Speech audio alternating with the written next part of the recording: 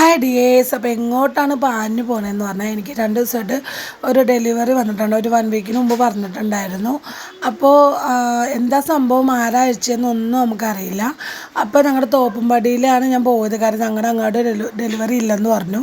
അപ്പോൾ ഞാൻ ഇന്ന് അവിടെ ചെന്നു. ആൾ തന്നെ വന്നു എന്ന് പറഞ്ഞു. എൻ്റെ കടയുടെ പേരിലാണ് വന്നത്. ഓർക്കിസ് ബേക്കർ സ്റ്റുഡിയോ എന്നാണ് അഡ്രസ്സിൽ വന്നേക്കണം. അപ്പോൾ ഞാൻ ചോദിക്കുന്നുണ്ട് ബോംബ് വല്ലതാണോ എന്ന് നോക്കുന്നുണ്ട്. കാരണം നമുക്ക് അറിയില്ലല്ലോ, അൺഎക്സ്പെക്റ്റഡ് ആണ്, എന്താ സംഭവം എന്നൊന്നും അറിയില്ല.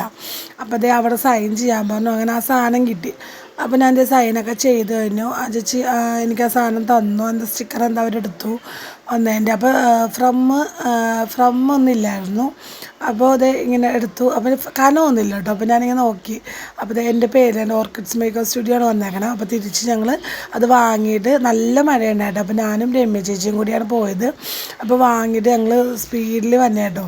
അപ്പോൾ അങ്ങനെ ഞങ്ങൾ ഷോപ്പിലിട്ടിട്ട് ഇത് നനഞ്ഞിരിക്കണതുകൊണ്ട് പെട്ടെന്ന് തന്നെ എന്താണെന്ന് അറിയാൻ വേണ്ടി പെട്ടെന്ന് തന്നെ കീറി പൊളിക്കണേട്ടോ. ഞാനപ്പോൾ അതൊന്നും നോക്കുന്നില്ല, കാരണം നനഞ്ഞിരിക്കൊണ്ട് പെട്ടെന്ന് ഇങ്ങനെ പോരുന്നുണ്ട്. അപ്പോൾ ഞാനിങ്ങനെ ഭയങ്കര എന്താ പറയുക, എന്താ സംഭവം, വെയിറ്റൊന്നും ഇല്ല, എന്താണാവോ എന്നൊക്കെ വിചാരിക്കുന്നുണ്ട്. അപ്പോൾ ഞാനിങ്ങനെ പൊളിച്ച് കഴിഞ്ഞ ശേഷം കഴിഞ്ഞപ്പം ഒരു സ്പോഞ്ച് കണ്ടായിരുന്നു. അപ്പോൾ ഞാൻ ചേച്ചിയോട് പറഞ്ഞു, ചേച്ചി എന്നെ വല്ല വട്ടാക്കാൻ വേണ്ടി ആരെങ്കിലും ചെയ്തായിരിക്കും, വല്ല പ്രാങ്കായിട്ടൊക്കെ വല്ലതും തന്നെയാണോ എന്നൊക്കെ ഞാൻ ചോദിക്കുന്നുണ്ട്. അപ്പോൾ സ്പോഞ്ച് കഴിഞ്ഞപ്പോൾ അതേപോലെ ഒരു ഫ്രെയിമിന് വരെയൊക്കെ എനിക്ക് തോന്നിയായിരുന്നു. അപ്പോൾ ആക്ച്വലി എന്താണെന്നറിയാൻ വേണ്ടി ഭയങ്കര ആഹ്ലാദത്തിൽ ഞാനിങ്ങനെ പൊളിച്ച് നല്ല പാക്കിംഗ് ആയിട്ടൊക്കെ വരുന്നുണ്ട്. അപ്പോൾ പറ്റിച്ചിട്ടില്ലെന്ന് മനസ്സിലായി.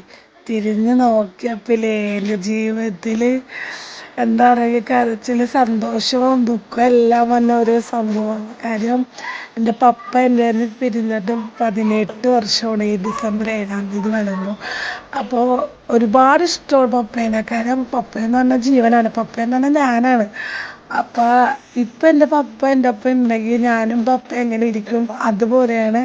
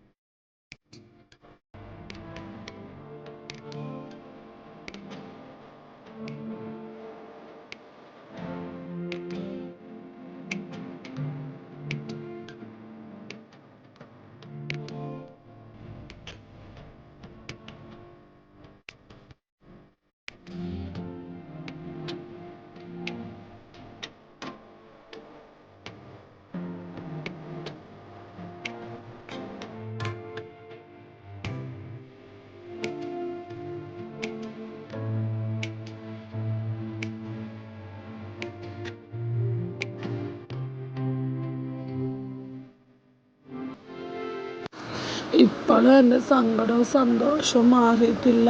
എനിക്ക് ഗിഫ്റ്റ് തന്നതിന് ഒത്തിരി ഒത്തിരി താങ്ക് യു. അതാരാന്ന് എനിക്കറിയില്ല, എന്നാലും താങ്ക് യു സോ മച്ച്.